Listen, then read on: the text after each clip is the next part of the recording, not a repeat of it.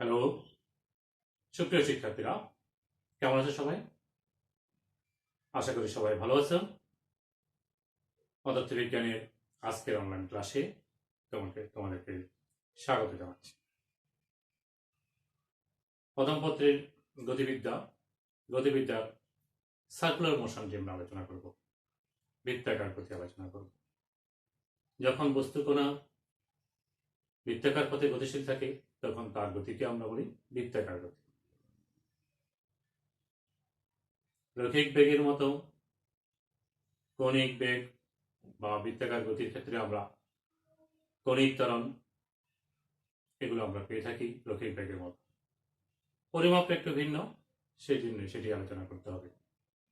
বৃত্তাকার গতি যখন হয় তখন তার কৌণিক বেগ থাকে, কৌণিক বেগের একটি নির্দিষ্ট দিক থাকে।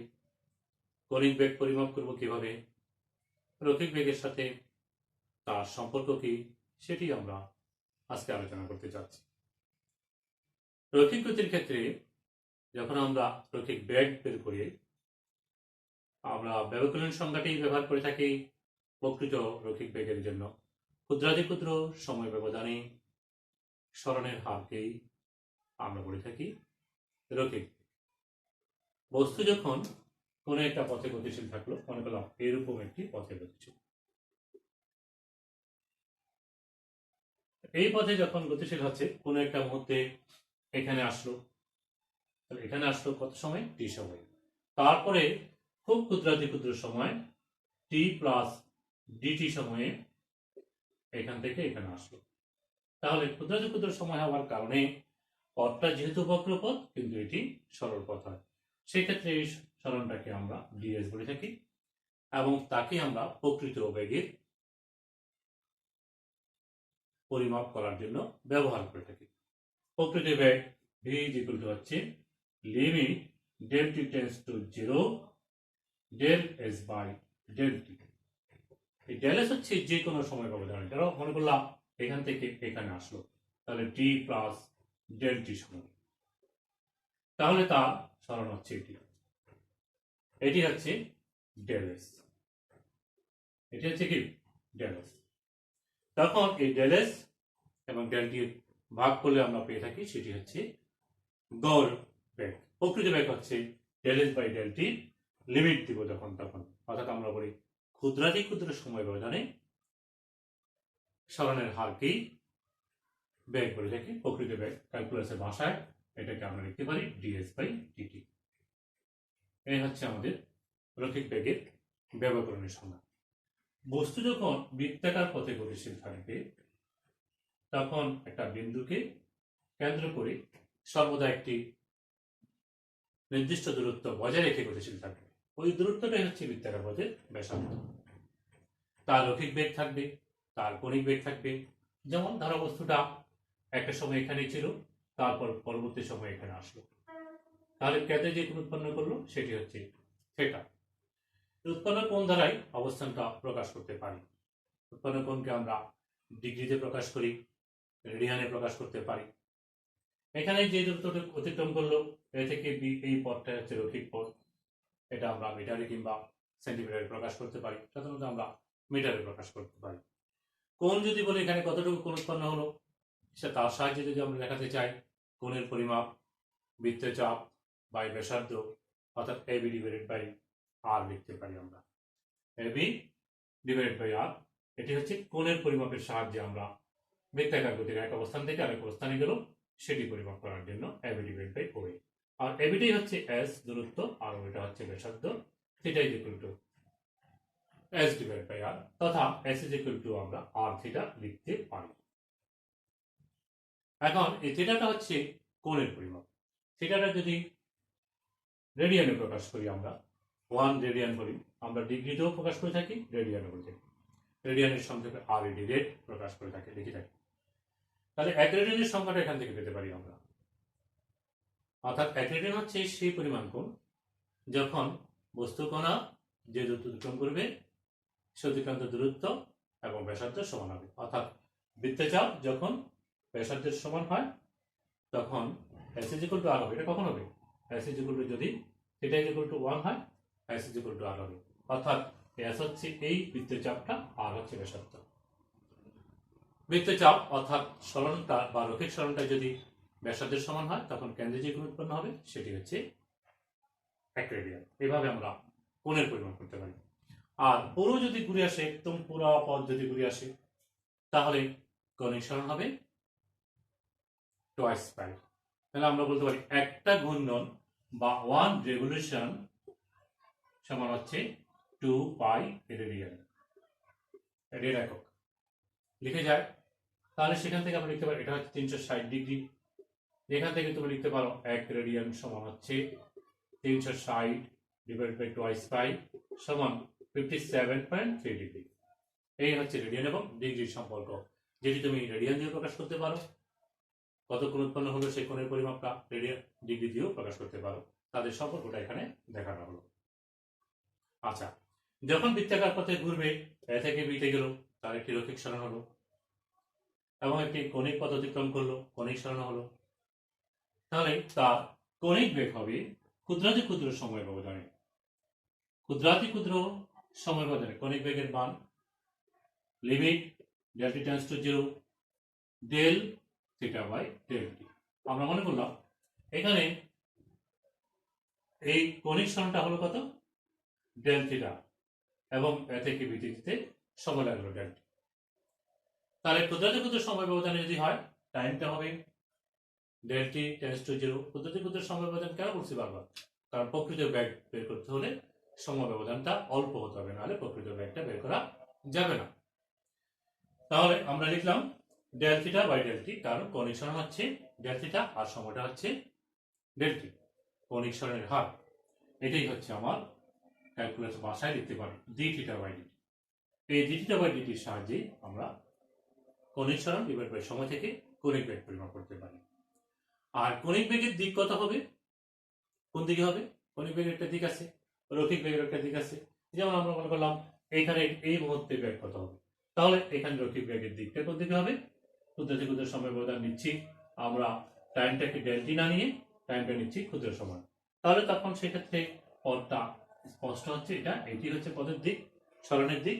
সুতরাং এটি হচ্ছে বেগের দিক। সরণের দিক যেদিকে, বেগের দিকে যেদিকে হচ্ছে, অর্থাৎ V vector is equal to হচ্ছে ডিএস বাই ডিটি। মান লিখতে পারি এটা, আর এটা হচ্ছে ভেক্টর রূপে দেখাবো, কারণ ব্যাগ একটি ভেক্টর রাশি।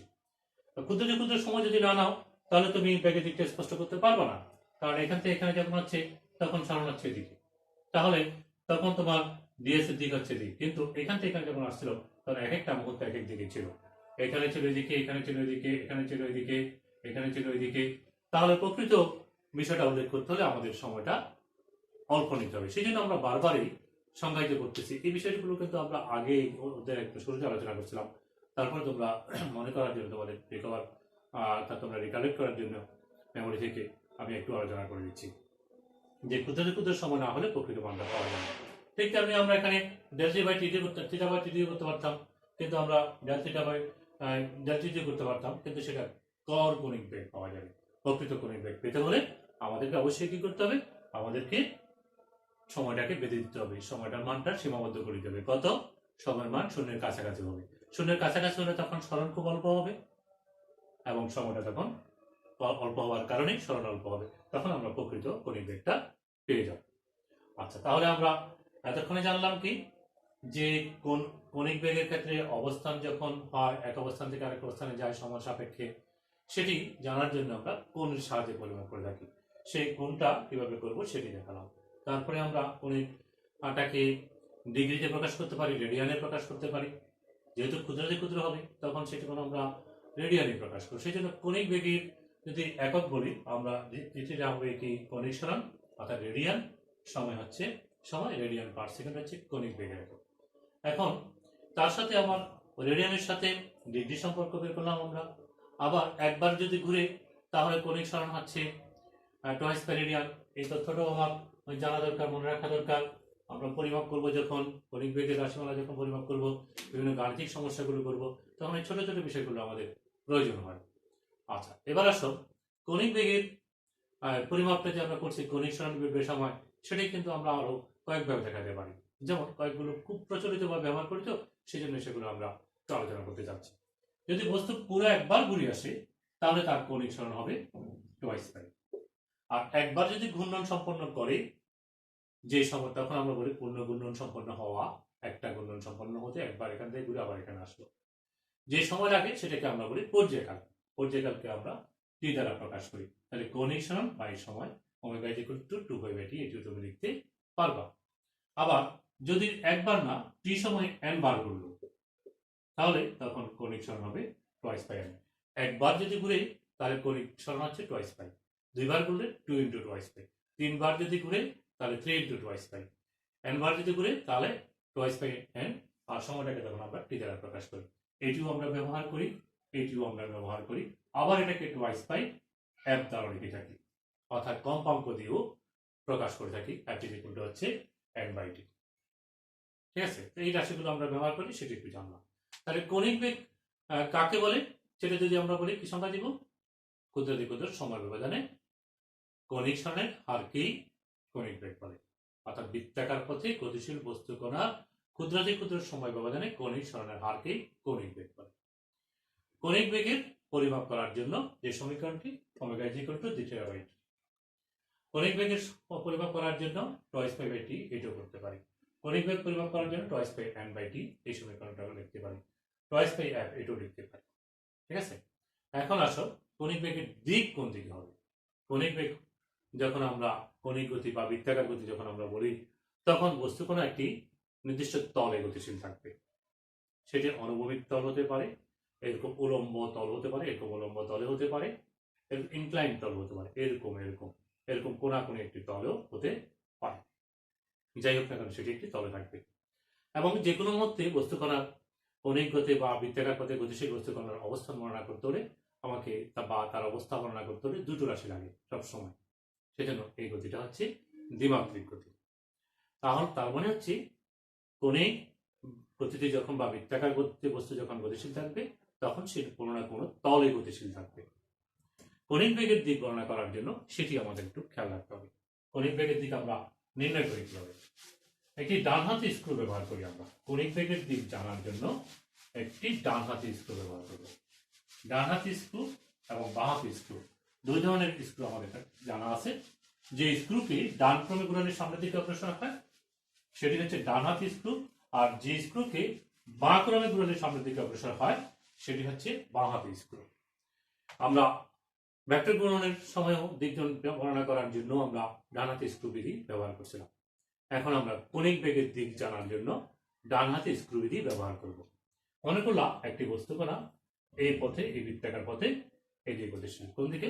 এই বৃত্তাকার এটি ক্লকওয়াইজ গতিশীল, কিংবা এইভাবে গতিশীল থাকে, ক্লকওয়াইজ করতে পারে। যেভাবে গ্রুপ না কেন আমরা তার কৌণিক বেগ জানার জন্য এটি মনে করলাম আর ব্যাসার্ধের বৃত্তাকার পথে ঘুরতেছে, এখানেও আর ব্যাসার্ধের বৃত্তাকার পথে ঘুরতেছে। তাহলে কৌণিক বেগ জানার জন্য আমরা একটি রাইট হ্যান্ড স্ক্রু ব্যবহার করব। রাইট হ্যান্ড স্ক্রু কোথায় রাখবো? রাইট হ্যান্ড স্ক্রুকে আমরা স্থাপন করব যেই তলে, যে বিন্দুকে কেন্দ্র করে বা যে অক্ষকে কেন্দ্র করে বস্তু কণাটি গতিশীল, সেই বিন্দুতে লম্বভাবে স্থাপন করব ওই তলে। ওই তলে যদি লম্বভাবে স্থাপন করার পরে স্ক্রুটাকে আমরা ঘুরাবো। কোন দিকে ঘুরাবো? বস্তু কণাটি যেদিকে ঘুরে ঘুরালে যেদিকে স্ক্রুটা যাবে সেটি হচ্ছে কৌণিক বেগের দিক। যেমন আমি যদি বলি এইভাবে ঘুরতেছে, এই আমার হাতের তালুতে এইভাবে ঘুরতেছে, তাহলে এই রাইট হ্যান্ড স্ক্রু এখানে রেখে এইভাবে ঘুরাবো, তাহলে স্ক্রুটা উপরের দিকে উঠবে।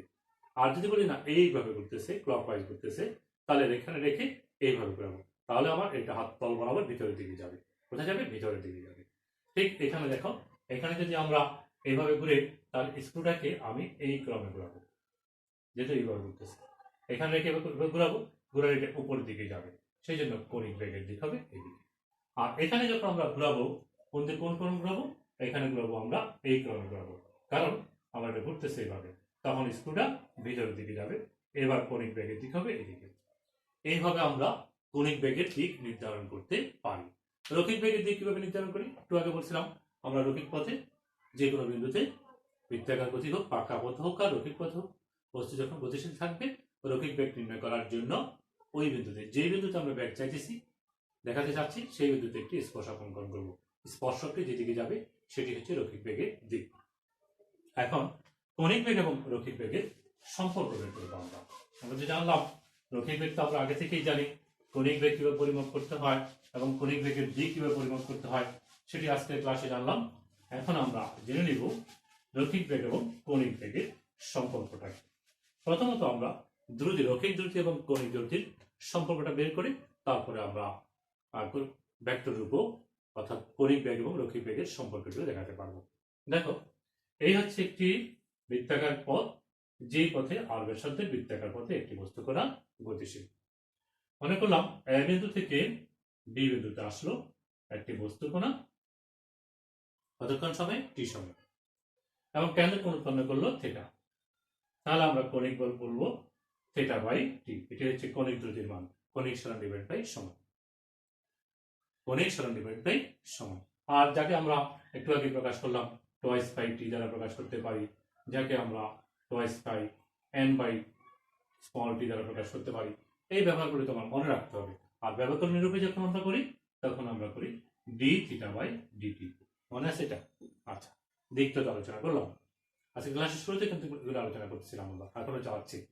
এখন আসো, এই বৃত্তাকার পথে যখন বস্তু কণা ঘুরবে আর ব্যাসার্ধের বৃত্তাকার পথে, তার একটি রৈখিক বেগ থাকবে। কারণ তার রৈখিক বেগ হচ্ছে কি, এখান থেকে এখানে পর্যন্ত টি সময়, তাহলে এবিটাই হচ্ছে তার রৈখিক সরণ। যদি পুরো পথ ঘুরে আসে তাহলে পরিধিটাই হচ্ছে তার রৈখিক সরণ, তাহলে হচ্ছে তার রৈখিক বেগ আছে। তাহলে রৈখিক বেগ ভি ইকুয়াল টু হচ্ছে রৈখিক সরণ ডিভাইডেড বাই সময়। একবার ঘুরে আসছে যে সময় তাকে আমরা পর্যায়কাল বলি, সেই জন্য আমরা এখানে টি লিখব, সময়টাকে ক্যাপিটাল টি দ্বারা প্রকাশ করব। আর রৈখিক সরণ একবার যদি ঘুরে আসে তাহলে রৈখিক সরণ হচ্ছে টোয়াইস বাই আর হবে। বুঝে গেছে? যদি সম্পূর্ণ একবার ঘুরে আসে আপনার সাথে বৃত্তাকার পথে তাহলে রৈখিক সরণ হবে বৃত্তের পরিধি অর্থাৎ টোয়াইস বাই আর। আর সময়কে আমরা পর্যায়কাল বলি। তাহলে রৈখিক সরণ ডিভাইড বাই সময়, রৈখিক বেগের সংখ্যাটা, গাণিতিক সংখ্যাটা লিখলাম। আর কণিক বেগের গাণিতিক সংখ্যা থেকে আমরা জানি ওমেগা সমান হচ্ছে 2 পাই বাই টি। তাহলে আমি কি এখানে লিখতে পারি না ভি ইজ ইকুয়াল টু হচ্ছে ওমেগা আর? লেখা যায়, লেখা যায়।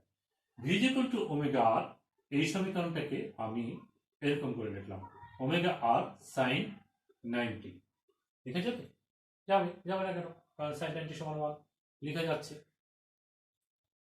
ওমেগা এবং আর এর মধ্যবর্তী কোণ যদি 90 ডিগ্রি হয় তাহলে এটি ওমেগা আর এর মান, ওমেগা প্লাস আর ভেক্টরের মান। দ্যাট মিন্স এটি হচ্ছে ভি ভেক্টরের মান, আর এটি হচ্ছে ওমেগা ক্রস আর ভেক্টরের মান, অথবা কিংবা আর ক্রস ওমেগার মান।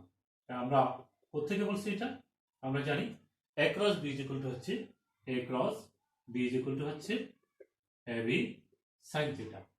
আবার B cross A cross B এর মান, আবার বি ক্রস এর মান হচ্ছে এ বি সাইন থিটা। তাহলে আমি এই ওমেগার সাইন থিটাকে বলতে পারবো ওমেগা ক্রস আর এর মান অথবা আর ক্রস ওমেগার মান। আচ্ছা, এটা কি 90 হয়?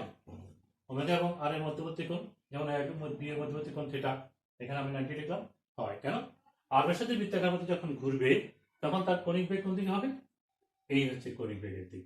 তাহলে কণিক বেগের দিক এবং আর দিকের মধ্যবর্তী কোণ 90 ডিগ্রি। এই যে বস্তু কণাটা ঘুরতেছে, এইভাবে ঘুরতেছে, এইভাবে ঘুরতেছে বৃত্তাকার পথে, এইভাবেই ঘুরতেছে। তাহলে এই তল যদি আমার হাতের তলটা হয়, এটা যদি আর হয়, কণিক বেগ হবে উপরের দিকে। তাহলে আর এবং ওমেগার মধ্যবর্তী কোণ 90 ডিগ্রি। তাহলে লেখাটা যুক্তিযুক্ত আছে তো? হ্যাঁ, যুক্তিযুক্ত। এখন প্রশ্ন হচ্ছে, আমি এটাকে তো এ ক্রস বি এর মানও বলতে পারি, বি ক্রস এর মান বলতে পারি, কিন্তু এ ক্রস বি আর বি ক্রস এ তো এক না। তাহলে আমি এটা যদি বি ভেক্টরের মান বলি, এটাকে কি ওমেগা ক্রস আর এর মান বলবো না আর ক্রস ওমেগার মান বলবো? সেটি আমাদের সিদ্ধান্ত নেওয়ার বিষয়, সেটি আমরা ভেক্টর গুণন থেকে এখনই ব্যাখ্যা করব। দেখো, যখন বৃত্তাকার পথে এরকম বৃত্তাকার পথে গতিশীল আছে তখন আমরা বলছি এরকম বৃত্তাকার পথে আমার হাতের তালুটা তল এভাবে গতিশীল বস্তু কণাটা। তাহলে এটা হচ্ছে কি, এটা হচ্ছে ভি এর দিক। কেন? এই বৃত্তাকার পথের স্পর্শকটাই হচ্ছে ভি। যে কোনো বিন্দুতে এই মধ্যে ব্যাগ দিতে পারে, এটাই স্পর্শক। আর এটা হচ্ছে আর এর দিক, ওমেগাটা হচ্ছে এদিকে। তাহলে ওমেগা এবং আর এর গুণফল যদি এদিকে হয় তাহলে এটা যে এখানে বি ভেক্টরের মান, এটাকে আমি ওমেগা ক্রস আর বলতে পারবো।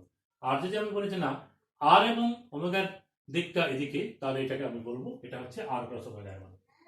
এবার দেখো, এখন দেখো আর এবং ওমেগা যে তলে আছে সেই তলে একটা ডার্সেন স্কুলকে যদি লম্বভাবে স্থাপন করি, এটি হচ্ছে বি ভেক্টরের দিক। বি ভেক্টর সবসময় স্পর্শ করা হয় বৃত্তাকার পথের স্পর্শপথ। এই বৃত্তাকার পথ বৃত্তাকার পথের স্পর্শক বরাবর। এটি হচ্ছে কি আমার আর, এটা হচ্ছে কি আর এর দিক স্পর্শক বরাবর। তাহলে এখানে আমি এটা দেখাতে পারি এই স্পর্শকটাই হচ্ছে কি এই মাথাটা, এটি হচ্ছে কিছুর দিক, এটাই হচ্ছে আমার ভি ভেক্টরের দিক। ওমেগা হচ্ছে এটা, আর হচ্ছে এটা, খুব ভালো করে খেয়াল করো।